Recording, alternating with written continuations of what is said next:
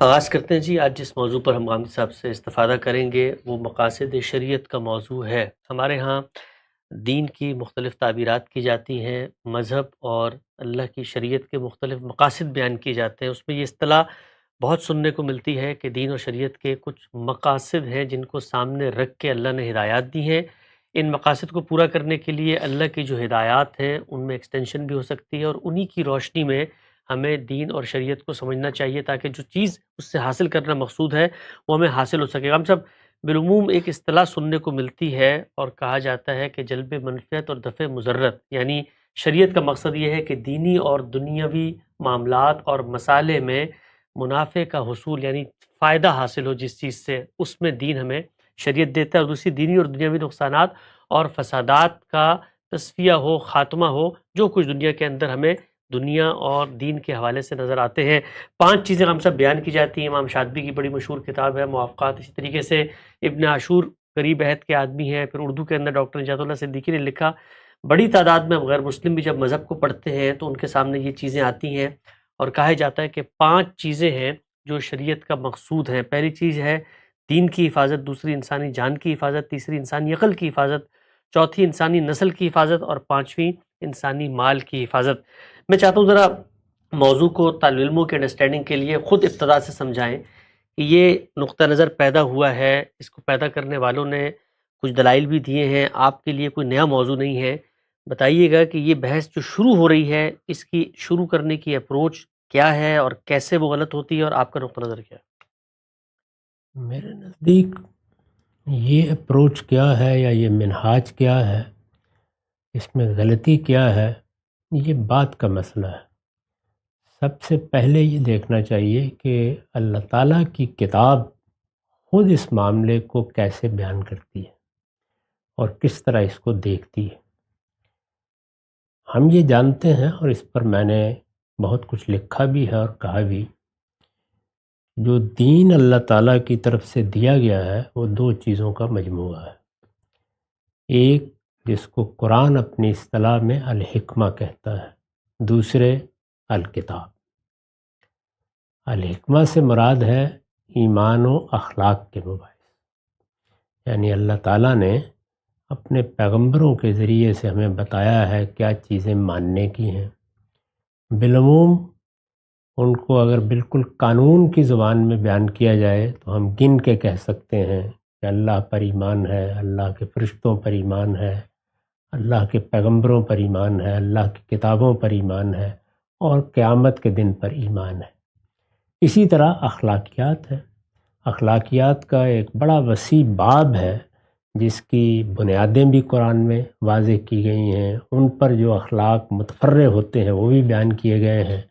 میں نے اپنی کتاب میزان میں اخلاقیات کا عنوان قائم کر کے وہ سب چیزیں جمع کرتی ہیں، اور 2 حصوں میں جمع کی ہیں، یعنی ایک فضائل و رذائل کی عمومی فہرست کیا ہے، اور دوسرے یہ کہ اس میں اگر جمال و کمال حاصل کرنا ہو تو وہاں کیا چیزیں اللہ کے ہاں مطلوب ہیں۔ یہ پورا دین ہے۔ دین کا جو کانٹینٹ ہے وہ ان 2 چیزوں پر ہے، یعنی الحکمہ اور اس کے بعد الکتاب۔ الکتاب سے مراد ہے شریعت، قانون۔ اس میں یہ معلوم ہے کہ 10 معاملات ہیں جن میں اللہ تعالیٰ نے اپنی ہدایت فرمائی ہے۔ عنوانات کے لحاظ سے اگر دیکھا جائے، جیسے معاشرت ہے، جیسے سیاست ہے، جیسے معیشت ہے، اسی طرح وہ میزان میں آپ دیکھیں اس کی فہرست نکال کے تو آپ کو وہ سب ابواب مل جائیں گے۔ اس کو شریعت بھی کہا جا سکتا ہے، اور جیسے قرآن نے الکتاب بھی کہا۔ پھر ہم یہ دیکھتے ہیں کہ یہ جو کچھ دیا گیا ہے دین، کیا خود اللہ تعالیٰ نے اس کا کوئی مقصد بیان کیا ہے، یعنی وہ کیا چیز ہے جو ہمیں حاصل کرنی ہے، اس کی حقیقت کیا ہے، وہ تو ہم جانتے ہیں کہ وہ اللہ کی بندگی ہے۔ ہم اللہ کے بندے بن کر رہیں، اللہ کے بندے بن کر رہنے، اللہ کی بندگی کا حق ادا کرنے کے لیے ہمیں کچھ چیزوں کو ماننا ہے، اپنے اخلاق کی تطہیر کرنی ہے، اعلیٰ اخلاق کو اپنانا ہے، مکارم اخلاق کو اختیار کرنا ہے، اور جو اللہ کا قانون، جو اس کی شریعت ہے، اس کی پابندی کرنی۔ تو اللہ کی عبادت کا احتوا ان سب چیزوں پر ہے، وہ تو ہم پر واضح ہے، لیکن اس سے مقصد کیا ہے؟ اللہ تعالیٰ کیا چاہتے ہیں کہ جب ہم اس پر عمل کریں گے تو وہ کیا چیز ہے جس کو حاصل کرنا ہے؟ اس کو یہ دیکھیے کہ خود اللہ تعالیٰ نے دو تین جگہ پر بیان فرمایا۔ یہ بتایا کہ ہم نے پیغمبر کی بعثت اس لیے کی کہ وہ تم لوگوں کو یہ کتاب بھی یعنی یہ شریعت بھی سکھائے اور اس حکمت کی بھی تعلیم دے، اور اس میں الفاظ بھی تعلیم کے اختیار فرمائے، یعلمہم الکتاب والحکمہ۔ یہ دو چیزیں ہم نے پیغمبروں کو دیں، تمہارے پیغمبر کو بھی یہی دی ہیں۔ یہ دونوں چیزیں اس نے تمہیں تعلیم کرنی ہے، سکھانی ہے، یہ بتانا ہے کہ کیا چیزیں ماننے کی ہیں، کیا تمہارے حادثہ اخلاقی کو ہر حال میں متعین کر کے اختیار کرنی ہے، اور کیا چیزیں ہیں جن کی حیثیت اللہ تعالیٰ کی طرف سے متعین کردہ ضابطے یا قانون کی ہے، جس کو شریعت کہا جاتا ہے۔ یہ فرمایا کہ یہ ہم نے پیغمبر کو کہا ہے کہ وہ اس کی تعلیم دے۔ کس لیے تعلیم دے؟ کیا مقصد ہوگا اس کا؟ یعنی جب تم ان چیزوں کو اختیار کرو گے، ان کو اپناؤ گے، ماننے کی چیزوں کو مان لو گے، عمل کرنے کی چیزوں پر عمل پیرا ہو جاؤ گے، تو اس سے کیا چیز حاصل کرنی ہے؟ تو فرمایا وَيُزَكِّي، اس سے مقصد یہ ہے کہ تمہاری زندگی پاکیزہ بن جائے، تم پاکیزہ بن جاؤ، تمہارا نفس پاکیزہ ہو جائے۔ مزید کھول دیجئے تو انفرادی اور اجتماعی زندگی میں پاکیزگی آ جائے۔ یعنی پورا انسان کیا ہے، اس کے کچھ پہلو انفرادی یا کچھ اجتماعی ہیں، تو پوری زندگی جس میں نفس اپنی صفات کو ظاہر کرتا ہے وہ پاکیزگی کا نمونہ بن جائے۔ تو اس سے کیا معلوم ہوا؟ اس سے یہ معلوم ہوا کہ دین نے اپنی پوری دعوت، دین نے اپنے پورے محتویات، اپنے پورے مشمولات، اپنے پورے کانٹینٹ کو سامنے رکھ کر خود بتا دیا ہے کہ اس کا مقصد کیا ہے۔ یہ کتنی دلچسپ بات ہے کہ جس وقت یہ حضرات کے مقاصد کی بحث کرتے ہیں تو یہ چیز جو خود قرآن میں بیان ہوئی ہے وہ زیر بحث ہی نہیں آتی۔ یعنی نہ اس کو دفع مضرت کہا جا سکتا ہے، نہ اس کو جلب منفعت کہا جا سکتا ہے، نہ اس میں جان زیر بحث ہے، نہ مال زیر بحث ہے، نہ دین زیر بحث ہے کہ ان کی حفاظت فرمانی ہے۔ یہاں تو ایک بالکل دوسری بات کہی گئی ہے کہ دین نام کس چیز کا ہے؟ وہ اللہ کی دی ہوئی حکمت اور اس کی نازل کی ہوئی شریعت کا نام ہے، اور اس دین کو اختیار کر کے تمہیں کیا حاصل کرنا ہے؟ تزکیہ، پاکیزگی، پیوریفیکیشن۔ تو یہاں بالکل دوسرا مقصد بیان کیا گیا ہے۔ اس کے بعد مزید آگے بڑھیے، یہ تو پورے دین کا مقصد ہو گیا۔ اللہ تعالیٰ بہت سے احکام اس کے تحت بیان کرتے ہیں، ظاہر ہے کہ اس میں تعلیم دی جائے گی نا، یہ بتایا جائے گا کہ ایمانیات کیا ہیں، بتایا جائے گا اخلاقیات کیا ہیں، یہ بتایا جائے گا کہ کن کن چیزوں کو قانون کے طریقے پر اختیار کرنا ہے۔ جیسے ہم نماز صرف عبادت کے عموم کے طریقے پر نہیں پڑھتے، بلکہ ایک متعین راستہ ہے، یہ پہلے یہ کرنا ہے، بعد میں یہ کرنا ہے، اتنی رکعتیں پڑھنی ہے فلاں وقت میں، تو یہ قانون بن جاتا ہے۔ قانون کے طریقے پر ان چیزوں کو اختیار کرنا ہے۔ یہ ساری چیزیں اللہ تعالیٰ جب بیان کرتے ہیں، کبھی نماز کے بارے میں بیان کریں گے، کبھی روزے کے بارے میں، ہر چیز کا وہاں خود مقصد بیان کرتے ہیں۔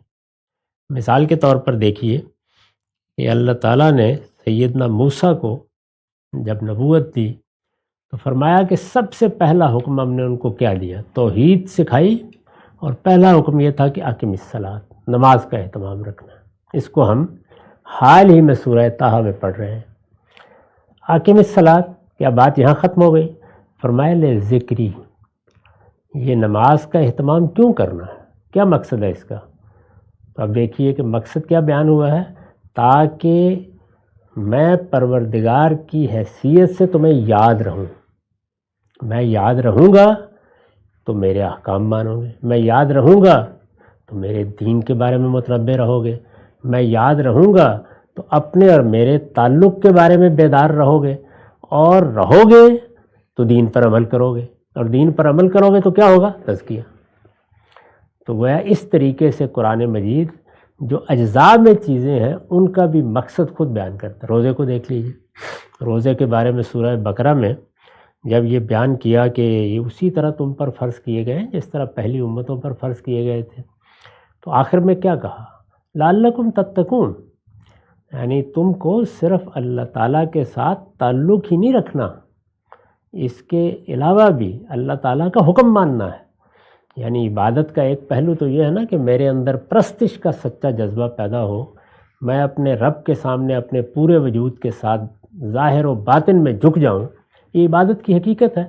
لیکن اس کا ایک دوسرا پہلو یہ ہے کہ وہ پروردگار جو میرا مالک بھی ہے اور کائنات کا پروردگار بھی ہے اور وہ اس کائنات کا بادشاہ بھی ہے، وہ اگر کوئی حکم دے گا تو مجھے اس کی اطاعت کرنی ہے۔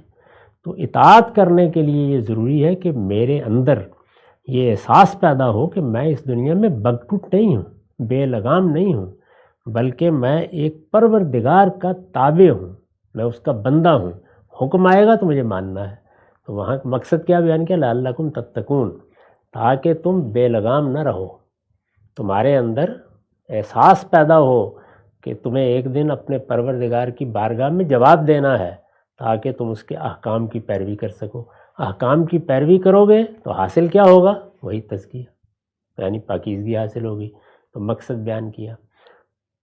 اس ساری بات کا خلاصہ یہ ہے کہ قرآن مجید بے شک پورے دین کا مقصد بیان کرتا ہے، اور مقصد کے بغیر تو کوئی چیز ہو نہیں سکتی۔ یعنی میرے وجود کا کیا مقصد ہے، مجھے زندگی دینے کا کیا مقصد ہے، مجھے یہاں بھیجنے کا کیا مقصد ہے، ایسے ہی اگر اللہ نے دین دیا ہے تو کیا وہ کوئی بے مقصد کام کرے گا؟ وہ تو جگہ جگہ متنبع کرتا ہے کہ کیا ہم نے یہ تخلیق کا سارا کارخانہ عبث بنا دیا ہے؟ بے مقصد کام کرنا تو کسی علیم و حکیم کے شان شان ہی نہیں۔ تو اس نے اگر دین دیا ہے تو وہ بھی مقصد کے ساتھ دیا ہے، لیکن وہ مقصد جب وہ خود بتا رہا ہے تو پھر دوسرا کوئی مقصد تلاش کرنے کیوں جائے؟ یعنی کیا وجہ ہے اس کی؟ اور جب وہ اس کے اجزاء تک میں مقاصد کو بیان کر رہا ہے، یعنی آپ کوئی قانون اٹھا کے دیکھ لیں، اس میں وہ چیز موجود ہوتی ہے جس کو اللہ تعالیٰ دونوں پہلوؤں سے واضح کرتے ہیں۔ یہ بھی واضح کرتے ہیں کہ میں نے جو یہ حکم دیا ہے اس کی بنیاد کیا ہے، اس کی حقیقت کیا ہے، وہ بھی بیان کرتے ہیں۔ جیسے میں نے ابھی عرض کیا کہ دین کی حقیقت کیا ہے؟ عبادت، بندگی، اور اس کا مقصد کیا ہے؟ تزکیہ۔ تو ایسے ہی اجزاء میں بھی بیان کرتے ہیں۔ یہ سب کچھ جو اللہ تعالیٰ نے کیا ہے اس کو ہم بھی موضوع بحث بناتے ہیں۔ آپ اگر میری کتاب میزان کو اٹھائیں تو اس میں سب سے اہم مضمون بہت مختصر سا ہے، وہ دوسرا مقدمہ ہے، اس کا عنوان ہے دین حق۔ اس میں نے پورے دین کو اس کی ابتدا سے انتہا تک 15-20 صفحوں میں بیان کر دیا ہے۔ پورا دین شروع کہاں سے ہوتا ہے؟ دین کی حقیقت سے۔ وہ ختم کہاں ہوتا ہے؟ دین کے مقصد پر۔ حقیقت کیا ہے؟ بندگی، اور مقصد کیا ہے؟ تزکیہ، پاکیزگی، پیوریفیکیشن۔ تو یہ سب چیزیں بیان کی جائیں گی، یہ سب چیزیں قرآن میں بیان ہوئی ہیں، لیکن یہ بیان ہی اسی طرح بیان کرنی چاہیے جیسے کہ اس کو قرآن نے پیش فرمایا ہے۔ دین کا مقصد تزکیہ ہے بحیثیت مجموعی، اس کے جتنے اجزاء ہیں، خواہ وہ عبادات ہیں، خواہ وہ معاملات سے متعلق احکام ہیں، ہر ایک حکم کا ایک مقصد ہے، اور وہ مقصد اسی تزکیے سے آگے جا کے مربوط ہو جاتا ہے۔ یہ دفع مضرت اور یہ جلب منفعت اور یہ جان کی حفاظت، یہ مال کی حفاظت، یہ دنیا میں جو قانون بنائے جاتے ہیں، جیسے ریاستیں بناتی ہیں، ان کے مقاصد ہیں۔ اس کا دین کے مقاصد کے ساتھ سرے سے کوئی تعلق ہی نہیں ہے۔ اچھا غلام صاحب، یہ بات تو سمجھ میں آ گئی کہ اگر ہم شریعت یا دین کے حوالے سے کسی چیز کو کوالیفائی کرنا چاہتے ہیں تو خود سب سے پہلے دیکھا جائے گا کہ اس نے اپنا مقصد کیا بیان کیا۔ وہ 2 اور 2 4 کی طرح الفاظ میں بیان ہو گیا۔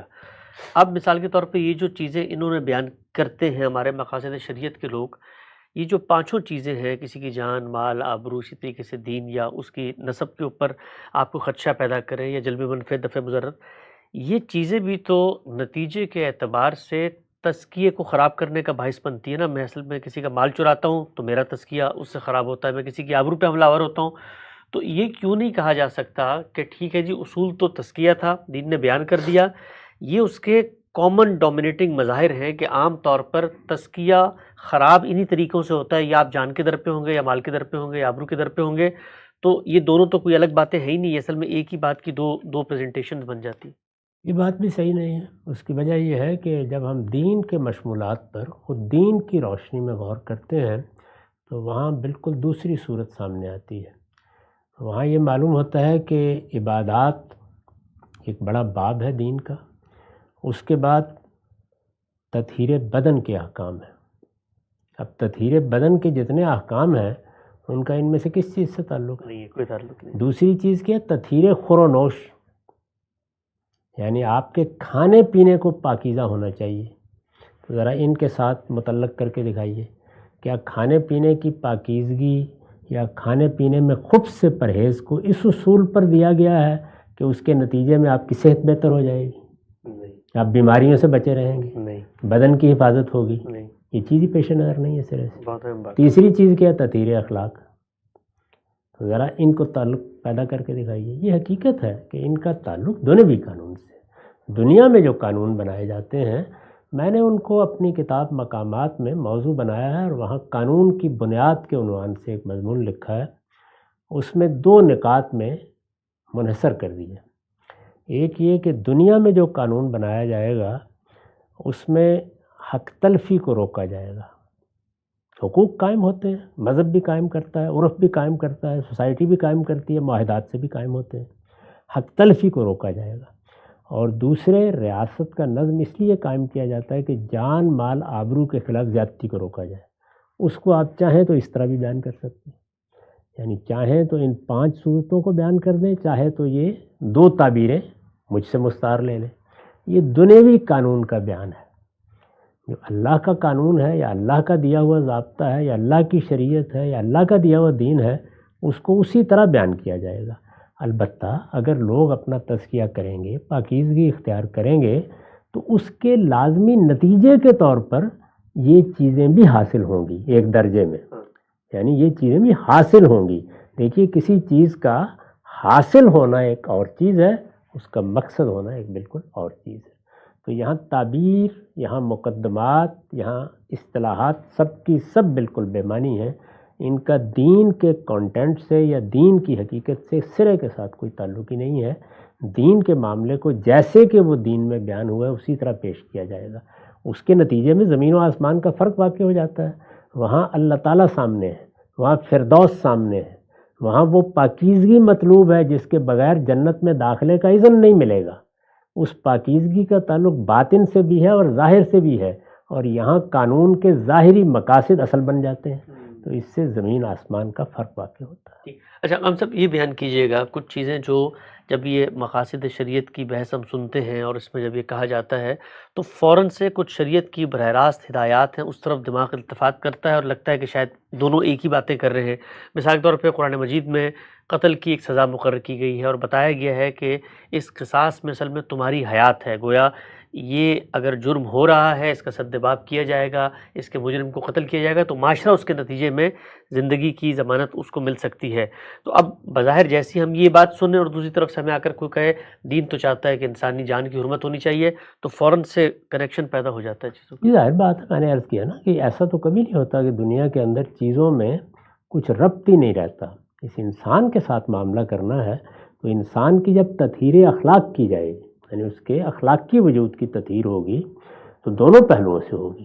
اس پہلو سے بھی کہ اس کو تلقین کی جائے کہ تم نے کسی کی جان نہیں لینی، کسی کی جان مال آبرو کے خلاف کوئی زیادتی نہیں کرنی، کسی کا حق تلف نہیں کرنا. دین یہاں سے بات شروع کرے گا. اسی طریقے سے اگر اللہ تعالیٰ یہ کہیں گے کہ تم اگر دوسروں کے حقوق تلف کرتے ہو یا کسی کی جان مال آبرو کے خلاف زیادتی کرتے ہو تو قیامت میں تمہیں میں پکڑوں گا اور وہاں تمہیں جواب دہ ہونا پڑے گا. اسی کے ذیل میں وہ یہاں اگر مسلمانوں کی حکومت سے یہ تقاضا کرتے ہیں کہ کوئی شخص اگر دوسروں کی جان مال آبرو کے درپے ہوتا ہے تو تم اس کو یہ سزا دو یا اس پر اس قانون کا نفاذ کرو، تو اس کا مقصد بھی تطہیر ہے.